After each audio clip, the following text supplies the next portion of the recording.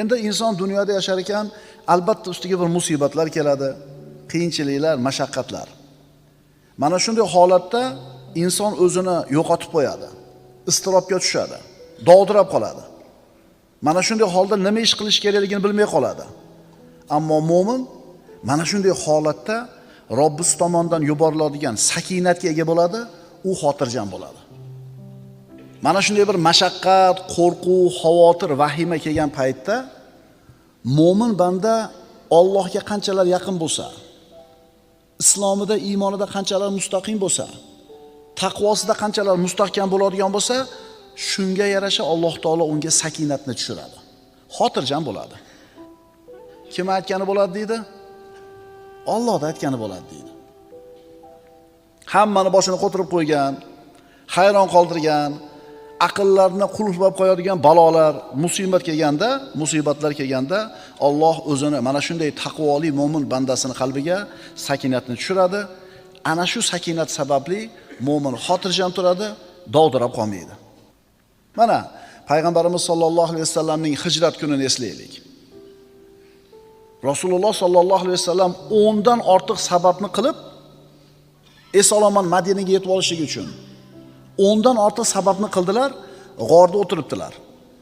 Lekin bu sabablarni bittasi ham foyda qilmadi. Quraysh o'sha g'orda oldiga bordi. Rasululloh sollallohu alayhi vasallam va Abu Bakr Siddiq radhiyallohu anhu ularni oyoqlarini ko'rib turishar edi. Shunda Abu Bakr Siddiq xavotirga tushdi, yig'ladi. Nimaga yig'layapsiz ey Abu Bakr? Ya Rasululloh, agar engishib bittasi oyog'ini tagiga qaraganida bizni ko'rib qolar edi. Payg'ambarimiz nima dedilar? Mana Alloh tomonidan tushirilgan sakinatki, iz yaqulu li sohibihi la tahzan, innalloha ma'ana. O'shanda o'zining sohibiga aytgan edi, mahzun bo'lmang, zero Alloh biz bilan birgadir. Mana haqiqatan qo'rquv holati, xavotir. 10 ta odammi, 20 ta odammi mushriklar chiqib g'orda oldiga kelishdi. Izlar shu g'orga kirib ketayotganligini ko'rishdi. Lekin bittasi engashib qaramadi. Mana shunday bir xatarli holatda qalbida sakinati bor payg'ambarimiz sollallohu alayhi vasallam o'zini hamrohini nima qilyaptilar? Tinchityaptilar. Xotirjam bo'ling. Ma zannuka ya Abu Bakr bi isnayn, Allohu salisuhuma. 3-she'riga Alloh bo'lgan ikkita odam haqida qanday gumondasiz ey Abu Bakr? Ana sakinat. Xandaq kuni, Hunayn kuni, Hudaybiya kunlari. Bularni bari musulmonlar uchun mashaqqatli, istirobli, qo'rquvli kunlar edi, shiddatli kunlar edi. Alloh hammamizni o'zini ofiyatda saqlasin, lekin bandamiz boshimizda har xil kunlar bor. Mabodo mana shunday bir mashaqqatli, qo'rquvli kunlar kelib qoladigan bo'lsa, agar biz mo'min bo'ladigan bo'lsak, chinakam mo'min bo'ladigan bo'lsak, Alloh tomonidan albatta sakinat keladi. Qalbimiz xotirjam bo'ladi. Birodarlar, biz namoz haqidagi ilmni bir o'rganamiz, bo'ldi. U o'zgarmaydigan ilm. Sarf, nahv, arab tili grammatikasini o'rganamiz, bo'ldi. Qiyomatgacha bir xil turadi. Ro'zani fiqhini o'rgandik, zakotni fiqhini o'rgandik, tamom, bu o'zgarmay bir xil turadi. Ammo birodarlar, nafs tarbiyasi, qalb tarbiyasining ilmi juda ham muhim. Chunki qalb bir xil turmaydi hech qachon. Doim nima bo'lib turadi? O'zgarib turadi. O'zichi bu nafs tarbiyasi bilan, qalb tarbiyasi bilan jiddiy shug'ullanaman degan odamga juda ham oson retsepti bor. Nafs xohlayotgan narsani qilmaysiz, xohlamayotgan narsani qildirasiz. Bo'ldi. Nafs nima deyapti hozir? 8 rakatdan keyin. Ha, endi bunday kekirtadan shunday ushlasangiz, o'lib qolmaydi. Bir joyi uzilib tushmaydi. Endi o'sha kekirtadan usholmagan, nafsini gapiga kirgan odam shattirib chiqib ketaveradi. Lekin urushmayapmiz. Kelganlarga rahmat, 8 rakatga bo'lsa ham. Kecha ham aytdim bu narsani. Faqat endi o'sha 8 rakatga loyiq ekansizlar, u yog'iga tura olmayapsizlar. Endi 20 rakat turganlar shunga loyiq bo'lganligi uchun turibmiz emas. Yo'q, Alloh bizni shu yerga turgizib qo'yapti. Alloh shu yerda turadigan quvvatni beryapti, sakinatni beryapti turibmiz. Tushundinglarmi ukalar? Nafsni tarbiyasini formulasi juda ham oson. Agar ikki og'iz gap bilan gapirish kerak bo'lsa, u xohlayotgan ishni qilmaysiz, xohlamayotgan ishga majbur qilasiz. Bo'ldi. Bir kun qiylanasiz, 2 kun olishasiz nafsingiz bilan, 3 kun olishasiz shaytoningiz bilan, keyin nafs ko'nikib qoladi. To'g'rimi, sigaretni tashlagan akalar? 3 kun 4 kun qiylangansizlar, keyin nima bo'ldi? Ana shu sakinat birodarlar, bizni Allohga bo'lgan iymonimiz, ixlosimiz va istiqomamizga bog'liq bo'ladi. Shuni unutmaslik kerak. Qanchalar Alloh yaxshi ko'rgan taqvoli banda bo'lasiz, shu sakinat shuncha ko'proq tushadi sizga. U sakinat kimga beriladi? Rohatli, yengil, oson kunlarida Allohni tanigan mo'minlarga. Yengil, farog'atli kunlarda Allohni tanigan bandalar, bunaqa bandalarning ustiga mashaqqat kelsa, shu kunlarda Alloh taolo ularni taniydi, biz aytayotgan sakinatni beradi. Hadis sharifda aytilganidek, yengil kunlaringda Allohni tanigin, yengil kunlaringda Allohni tanigin, yaxshi kunlaringda, mashaqqatli qiyin kunlaringda Alloh seni taniydi. Allohga inobat qilish degani Allohga qaytish degani. Allohga iltijo qilish degani, Allohga yolvorish degani inobat. Inobat ikki xil bo'lar ekan. Rububiyat inobati, ulug'iyat inobat. Rububiyat inobatini hamma qilar ekan. Mo'minmi, kofirmi, erkakmi, ayolmi, olimmi, omimi, boymi, kambag'almi, millati, irqi qanaqa bo'lishidan qat'iy nazar odam zoti borki, rububiyat inobatini qiladi, iltijosini. Qachon qiladi? Samolyot silkinishni boshlaganda ateist ham nima deydi? Ey Rob deydi. Kemaga chiqib, katta to'lqinlarga kema urilib, chaqalib, to'ntarilib ketishiga xavotir bo'lganda ey Xudo deydi. Ateistlik ham esdan chiqib qoladi. Mulhitligi ham yoki dinsizligi ham. Bu majburiyatdan-da. Allohni tanimaydi, lekin boshiga musibat tushganda Alloh deydi. Endi ulug'iyat inobat qanaqa bo'ladi? Yengil kunlarida ham Allohni taniydi. Yengil kunlarda Allohning hukmida, yengil kunlarda Alloh taologa yaxshi ko'rib ibodat qiladi. Endi bunaqa bandasini Alloh qiylangan kunida albatta o'zini holiga tashlab qo'ymaydi. Tushunarlimi?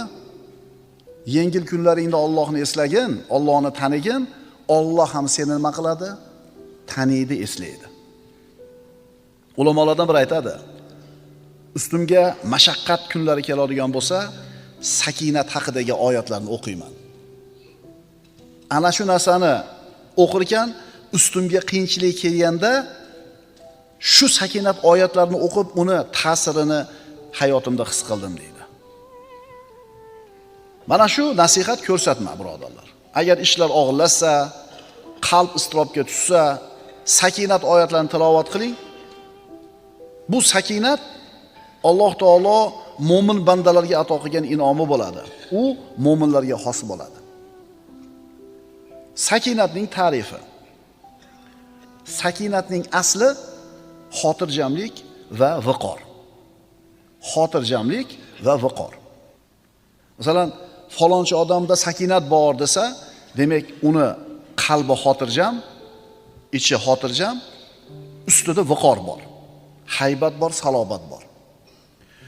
Baqir-chaqir qilish, qo'rqish, yig'i solish, asablarda buzilishi bu birodarlar sakinatni ziddi. Sakinatni nozik ta'rifi. Qalbda xotirjamlik va a'zolarda sokinlikni bor bo'lishi. Insonning ichi ham osoyishta, tashqi ham osoyishta. Bilasizmi, shunday bir aktyor odamlar bor. Asabi o'lgan, g'azabi qaynab turibdi. Ichida vulqon qaynab turibdi-yu, ammo tashqarisida xotirjam tura oladi. Biz bunaqa, bu aktyor bu. Biz bunaqa xotirjamlikni aytmayapmiz. Biz aytayotgan xotirjamlik, sakinat ustida qanday osudalik, viqor, xotirjamlik bo'lsa, qalbida ham shu narsa bor. Mo'min banda osoyishta bo'ladi, sokin bo'ladi. Xuddi salobatli bir tog'dek. Mo'min jazavaga tushmaydi, vahimaga tushmaydi, panika qilmaydi, yiqilib qolmaydi, o'zini yo'lidan chiqib ketmaydi, idish tovoqni yerga urmaydi, eshikni tepmaydi, so'kinmaydi, xotirjam bo'ladi, halim bo'ladi. Mana shu kishini muomalada, odamlar bilan qilayotgan muomalasida muloyim, halim bo'lib turganligi uni qalbida sakinat borligiga bir ishora bo'ladi. Birodarlar, bilasizmi, xulq, go'zal xulqlarning sayyidi bu hilm deyiladi, muloyimlik. Shuning uchun aytiladi, kadal halimu an yakuna nabiyan. Halim odam, muloyim odam nabiy bo'lishiga sal qoladi. Nabiy bo'lmaydi, hech kim payg'ambar bo'la olmaydi, ammo halim odam nabiylikka yaqin bo'lib qolar ekan. Endi hammamiz o'zimizni halim deb bilamiz-da, to'g'rimi? Endi bu halimlik ham ikki xil bo'ladi, birodarlar. Kimdir Alloh taolo shu halim qilib yaratib qo'ygan, tabiati muloyim, yumshoq odam bo'ladi. Kimdir bunaqa emas, nervi tez chiqadi, qo'pol, qattiq, dag'al. Endi ikkalasi halimlik qilsa, qaysirisini savobi ko'proq bo'ladi? Muhim narsa, agar qalbga sakinat o'rnashgan bo'lsa, kirgan bo'lsa, uni xotirjam qilib qo'yadi. Tana a'zolari sokin bo'ladi, viqor bo'ladi, tili hikmat va haqni so'zlay boshlaydi. U bilan yolg'on, fahsh, botil, bekorchi so'zlar orasi to'silib qoladi. Abdulloh ibn Abbos aytadi, biz aytar edik, Umarning tilida va qalbida sakinat gapirar edi. Umar roziyallohu anhuning tilida va qalbida sakinat gapiradi der edik. Ya'ni qalbidagi sakinat uni tilini va qalbini gapirtirar edi. Birodarlar, sakinat nima desa, samarasiga qarab turib bilib olishimiz kerak bo'ladi.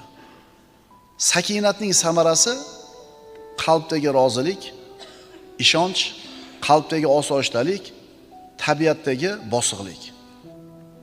Vallohi mo'min banda agar Allohga yaqin bo'lsa, agar Alloh unga sakinatni bergan bo'lsa, uni qalbida shunday bir xotirjamlik bor bo'ladiki, agar xavotir, qo'rquvda turgan butun bir shahar ahliga tarqatsa, mana shu undagi sakinatni hammasini xotirjam qilib qo'yadi. Mana shular sakinatni ochiq ko'rinib turgan mevalari.